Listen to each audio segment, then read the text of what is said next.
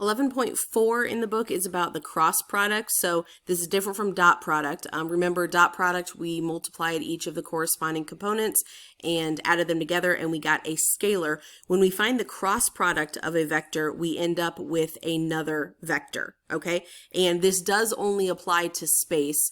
We have two vectors and the cross product of the vector gives, we'll see in a little bit, it gives us a vector that is not on the same plane as the original two. So this is why these are written with three components. If we have two-dimensional vectors and we were trying to find the cross product, it would just be like the third component of each is 0.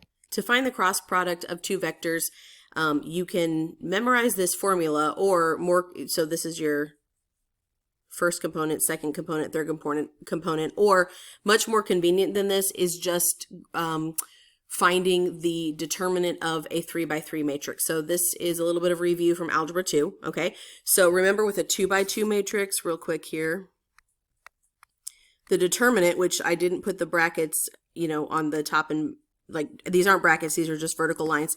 This is the determinant, and that is the product AD minus BC. So that's the product of a 2x2 matrix. When we find the product of a 3x3 matrix, the way we do this is we actually start with one of the rows, and we usually just use the top row, and we do the first value here, and then we have a little mini 2x2 matrix here. So it's going to be A times, and then the determinant of this little matrix, EFHI, and then minus, and now we go to the next entry in the row, so B times, and now we're looking at the little 2x2 determinant with these four, so D, F, G, I, and then plus C times the determinant of this little 2x2 matrix, so C times the determinant of D, E, G, H, okay?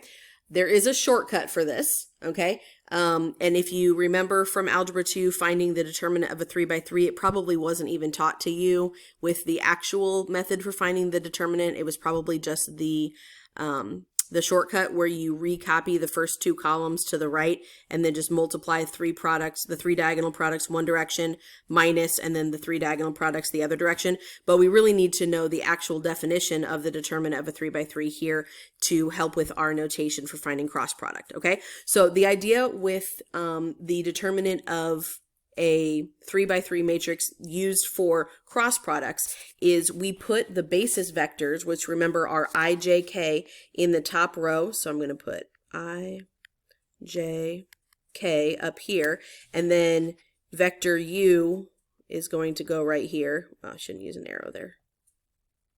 Okay, so this one is vector U. And then vector V I'll put on the bottom, and we don't usually write that. I'm just showing you where they came from. So vector U is going to be U1, U2, U3 for the components of vector U, and then V1, V2, V3.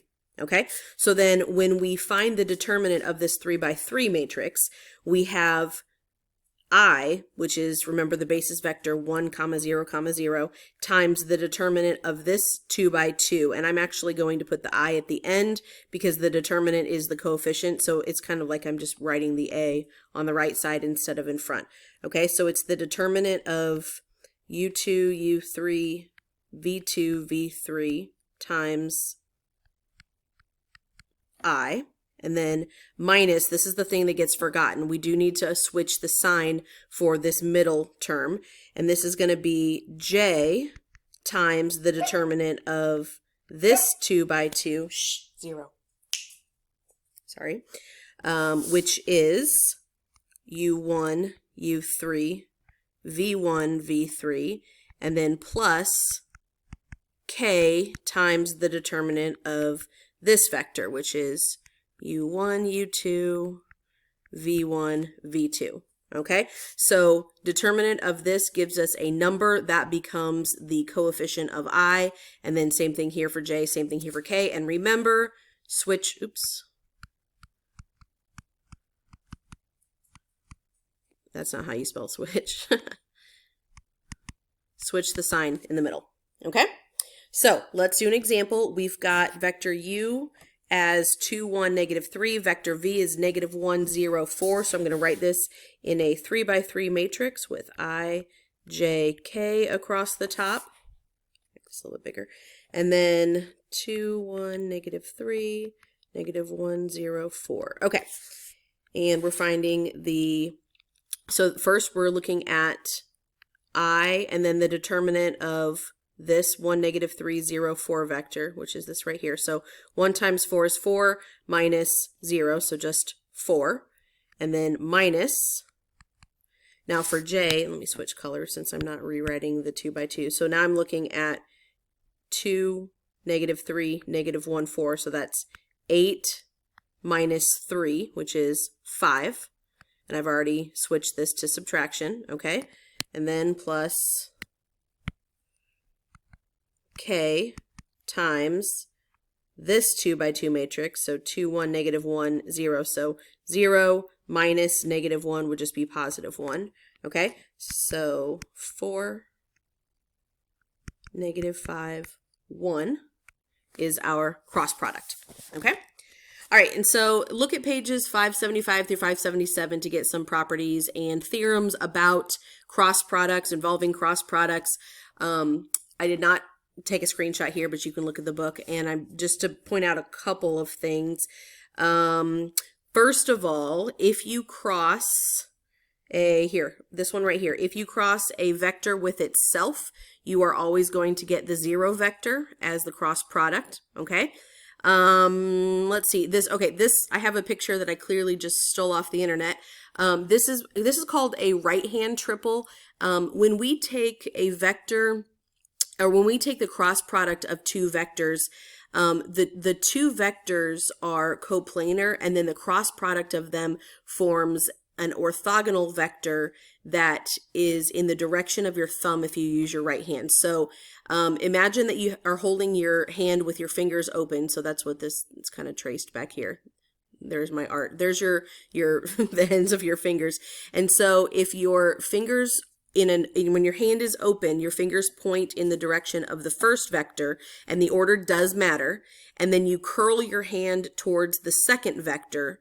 So vector B, we curl inward this way. Okay. That means that the cross product is going to be the direction of which way your thumb is pointing on your right hand only. Okay. On your right hand only. If you use your left hand, it's going to be upside down. Okay. So this is what the right hand triple or right hand rule means with vectors. Okay. So again, go through and review these. And you do not have to memorize them, but it would not hurt to familiarize yourself with them, especially as you're going through your homework problems, because they might save you a little bit of effort, okay? All right, so let's do one example here where we are applying the cross product, and we're going to tie this back to what we talked about at the end of the 11.3 notes with the equation for a plane. So remember from the example that we did at the end of those notes that we can use the dot product of a vector that starts at a fixed point in space and then contains a generic XYZ point anywhere in the plane. And so that vector dot a vector, I think we called it N, if we set that dot product equal to 0, that will give us the equation for the plane that is orthogonal to the given vector and passes through the given fixed point, okay? We're going to expand on that just a little bit more because this question here wants us to write the equation of a plane passing through 3 points. It doesn't say that's going to be orthogonal to a given vector, and it also doesn't have just 1 point, it has 3 points. So the way that we're going to do this is we are going to write 2 vectors that are contained in the plane that start at the same point. So I'm just always going to use point P1 to start with, just because it's easy. Okay. So, and let me go ahead and do that, and then I'll kind of explain what we've got. So if I write the vector from P1 to P2 in component form, that's going to be, so we're going from 1 to 4 is 3. From -2 to 1 is 3, and from 3 to -2 is -5, okay? So this vector starts at P1, ends at P2, and then the vector from P1 to P3 And I do need to be careful about the order that I'm going in. So from P1 to P3, we're going from 1 to -2, so that's -3. And then from -2 to -3 is -1. And then from 3 to 0 is -3. Okay, so these two vectors, so if we have some plane, I'll try and draw this here. So we have some plane in space, and we've got a point P1 and P2 and P3. So we've just drawn these two vectors, okay? We're trying to write the equation of the plane that contains these. Well, because of this right-hand triple property up here, the cross product of these two vectors is going to be what we called vector n in the last one. It's going to be the vector that is perpendicular to both of those vectors, because it will be perpendicular to all of the vectors contained in this plane that start at point P1, okay? So if I take the cross product of these two, that's going to give me vector n. Let me go ahead and write that. So the cross of P1, P2, and P1, P3 is going to give me vector n, which is orthogonal to the plane containing the points. Okay?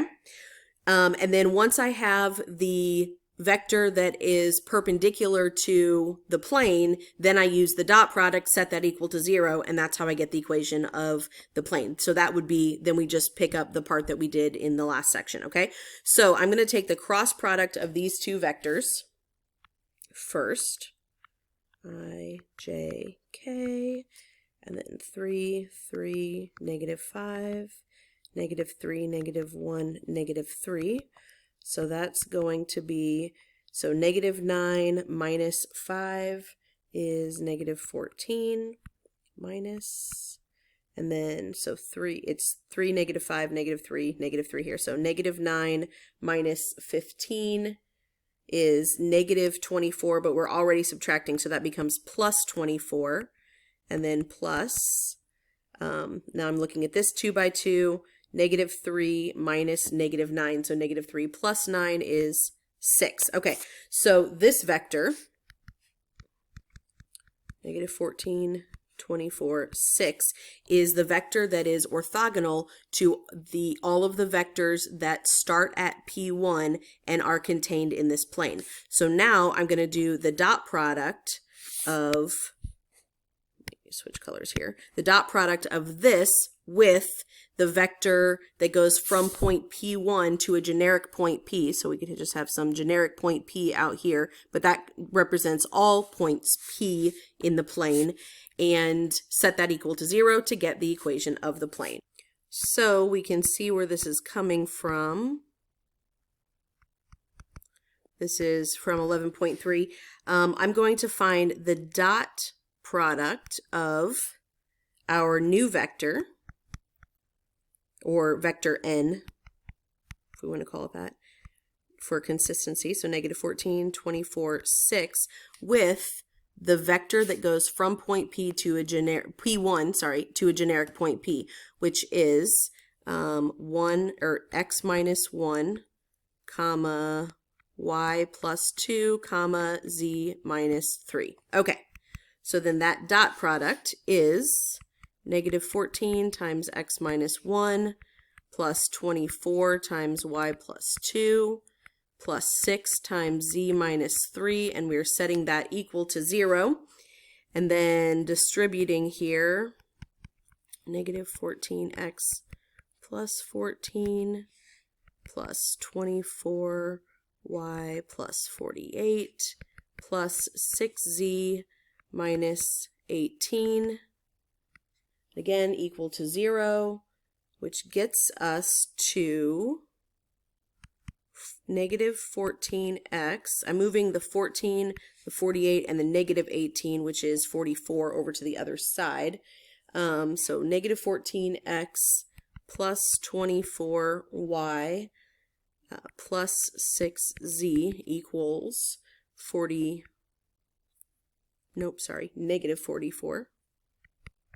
Okay. And then one thing just about like the way that the best notation for writing this, I should have a positive first term. It would not be incorrect if you wrote this because this is still the same plane. But I should divide everything by -1 so that this is positive. And then while I'm doing that, I might as well go ahead and divide everything by 2 so that it's in its most reduced form. So I'm going to write this as 7x minus 12y plus 3z equals positive 22. Okay, so in the same way, if I had, just think about it like this, if I had the line 2x plus 3y equals 7, and then I said, okay, well, that's the same thing as 10x plus 15y equals 35. Well, those are the same line, but this is the more simplified way because these are relatively prime coefficients. Okay, so that's why I did that. Okay, and then that's the equation of the plane.